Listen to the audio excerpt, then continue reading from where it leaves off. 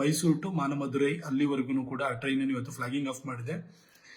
ಈ ಮಧ್ಯದಲ್ಲಿ ನನಗೆ ರೈಲ್ವೆ ಡಿಪಾರ್ಟ್ಮೆಂಟಲ್ಲಿ ಎಲ್ಲರೂ ಕೂಡ ತುಂಬ ಜನರಿಗೆ ನಾನು ಪೊಲಿಟಿಷಿಯನ್ಸ್ ಎಲ್ಲ ಬಿಹೇವ್ ಮಾಡಲ್ಲ, ಹಾಗಾಗಿ ನಾನು ಎಲ್ಲರ ಜೊತೆನೂ ಕೂಡ ಒಂದು ರೀತಿ ವೈಯಕ್ತಿಕ ಸ್ನೇಹ ಸಂಬಂಧವನ್ನು ನಾನು ಇಟ್ಕೊಂಡಿರೋದ್ರಿಂದ ಎಷ್ಟೋ ಜನ ನನಗೆ ಈ ರೇಕ್ಗಳು ಎಷ್ಟಿದಾವೆ, ಹೊಸದು ಯಾವ್ದು ಬರ್ತಾ ಇದೆ, ಒಂದೇ ಭಾರತ್ ಇನ್ನೆಷ್ಟು ಬರ್ತಾ ಇದೆ, ರೆಡಿ ಆಗ್ತಿದೆ, ನೀವು ಯಾವ್ದಾದ್ರು ತೊಗೊಳ್ಬೋದಿತ್ತು, ಈ ರೂಟಿಗೆ ತೊಗೋಬೋದು ನೋಡು ಅಂತೆಲ್ಲ ನಂಗೆ ಹೇಳ್ಕೊಡ್ತಾರೆ. ಹಾಗಾಗಿ ನನಗೆ ಅಲ್ಲಿ ಇಡಿ ಒಬ್ರು ಇದ್ದಾರೆ, ಸತ್ಯೇಂದ್ರ ಸಿಂಗ್ ಇರ್ಬೋದು, ಇಲ್ಲಿ CPTM ಇದ್ದಾರೆ, ಕ್ರಿಸ್ಟಫರ್ ಅಂತ ಇರ್ಬೋದು, ಎಲ್ಲರ ಜೊತೆನೂ ಒಳ್ಳೆ ರಿಲೇಷನ್ಶಿಪ್ ಇಟ್ಬಿಟ್ರಿ ಅಂತ ಹೇಳ್ತಾ ಇರ್ತಾರೆ. ನಾನು ಮೊನ್ನೆ ಮಾತಾಡ್ಬೇಕಾದ್ರೆ ಗೊತ್ತಾಯ್ತು, 12ನೇ ತಾರೀಕು ಮೋದಿಜಿ ಅವರು ಬ್ಯಾಂಗ್ಳೂರಿಂದ ಚೆನ್ನೈಗೆ ಒಂದು ಮಾರ್ನಿಂಗ್ ಒಂದೇ ಭಾರತನ ಕೊಡ್ತಾ ಇದ್ದಾರೆ, ಫ್ಲಾಗಿಂಗ್ ಆಫ್ ಮಾಡ್ತಾ ಇದ್ದಾರೆ ಅಂತ ಗೊತ್ತಾಯ್ತು. ಆಗ ನನಗೆ ಅನ್ನಿಸ್ತು, ನಮ್ಮ ಹತ್ರ ಈಗ ಒಂದೇ ಭಾರತ್ ಇದೆ, ಶತಾಬ್ದಿ ಎಕ್ಸ್ಪ್ರೆಸ್ ಇದೆ ಚೆನ್ನೈಗೆ ಹೋಗ್ಲಿಕ್ಕೆ, ಆದರೆ ಅದು ಮಧ್ಯಾಹ್ನ ಎರಡೂ ಕೂಡ ಅರ್ಧ ಗಂಟೆ ವ್ಯತ್ಯಾಸದಲ್ಲಿ ಹೊರಡುತ್ತೆ.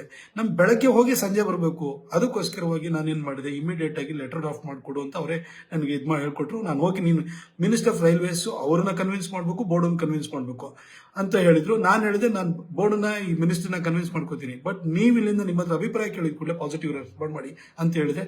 ಅವರು ಕೂಡ ಓಕೆ ಅಂತ ಹೇಳಿದ್ರು. ಹಾಗೆ ನಾಳೆ ಬೆಳಗ್ಗೆ ಫ್ಲಾಗ್ ಆಫ್ ಆಗ್ತಾ ಇದೆ.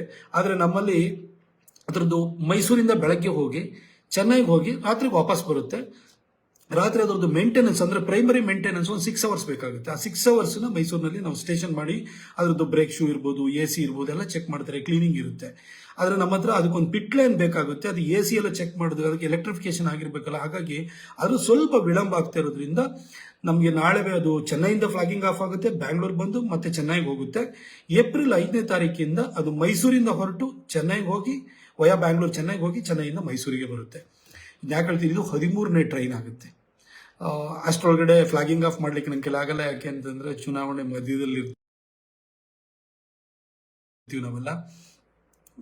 ನಾನು ಕಳೆದ 10 ವರ್ಷ, ಈಗ ಇನ್ನೊಂದು 4-5 ದಿನದಲ್ಲಿ ನೋಟಿಫಿಕೇಶನ್ ಆಗ್ಬೋದು ಅಥವಾ ಎನಿ ಟೈಮ್ ಆಗ್ಬೋದು. ಬಹುಶಃ 13-14 ನಂತರನೇ ಆಗುತ್ತೆ ಅಂತ ಭಾವಿಸ್ತೀನಿ. 15 ಆಗ್ಬೋದು ಅಂತ ಅನ್ಕೊಳ್ತೀನಿ. ಲಾಸ್ಟ್ ಟೈಮ್ 11ನೇ ತಾರೀಕು ಆಗಿತ್ತು, ಮಾರ್ಚ್ 11ನೇ ತಾರೀಕು. 15ನೇ ತಾರೀಕು ಅಷ್ಟರೊಳಗಡೆ ಖಂಡಿತ ಅದು ನೋಟಿಫಿಕೇಶನ್ ಆಗುತ್ತೆ. ಇನ್ನೊಂದು 2-3 ದಿನ ನನಗೆ ಕೆಲಸ ಮಾಡಲಿಕ್ಕೆ ಉಳಿದಿದೆ. ಈ ಒಂದು 10 ವರ್ಷಗಳಲ್ಲಿ ನನ್ನನ್ನು ತುಂಬ ಜನ ನೀವೆಲ್ಲ ಪ್ರೀತಿಸಿದಿರಿ, ನನಗೆ ಪ್ರೋತ್ಸಾಹಿಸಿದಿರಿ, ಟೀಕ್ಸಿದಿರಿ, ನನಗೆ ಚಾಟಿಗೇಟ್ ಕೊಟ್ಟಿದ್ದೀರಿ, ಬೈದಿದ್ದೀರಿ, ನನ್ನನ್ನು ತಿದ್ದಿದ್ದೀರಿ, ಎಲ್ಲ ತುಂಬ ನೀವೆಲ್ಲ ಸಹಾಯನ ಮಾಡಿದಿರಿ.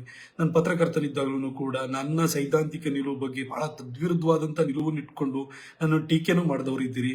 ಈ ಪತ್ರಕರ್ತನ ಆ ಒಂದು ಕ್ಷೇತ್ರವನ್ನು ಬಿಟ್ಟುಬಿಟ್ಟು ನಾನು ಇಲ್ಲಿಗೆ ಬಂದಾಗಲೂ ಕೂಡ ನೀವು ತುಂಬ ನನ್ನನ್ನು ಎಲ್ಲ ರೀತಿಯಲ್ಲೂ ಕೂಡ ನನ್ನ ಓರೆಗಲ್ಲಿಗೆ ಹಚ್ಚಿ ನೋಡಿದಿರಿ, ನನ್ನನ್ನು ಎಲ್ಲ ರೀತಿಯಲ್ಲೂ ಕೂಡ ನನ್ನನ್ನು ಬೆಳೆಸಿದಿರಿ ನೀವೆಲ್ಲ. ಅದಕ್ಕೋಸ್ಕರ ಒಂದೆರಡು ಮುಕ್ತವಾಗಿ ನಿಮ್ಮನ್ನು ಈ 10 ವರ್ಷ ಕಂಪ್ಲೀಟ್ ಆಗ್ತಾ ಇರುವಂಥ ಸಂದರ್ಭದಲ್ಲಿ ನಾನು ಒಂದೆರಡು ಮಾತನಾಡಲಿಕ್ಕೆ ಇಷ್ಟಪಡ್ತೀನಿ. ನ್ಯೂಸ್ ಫಸ್ಟ್, ನಿರ್ಭೀತಿಯಿಂದ ನಿಮ್ಮ ಪರವಾಗಿ.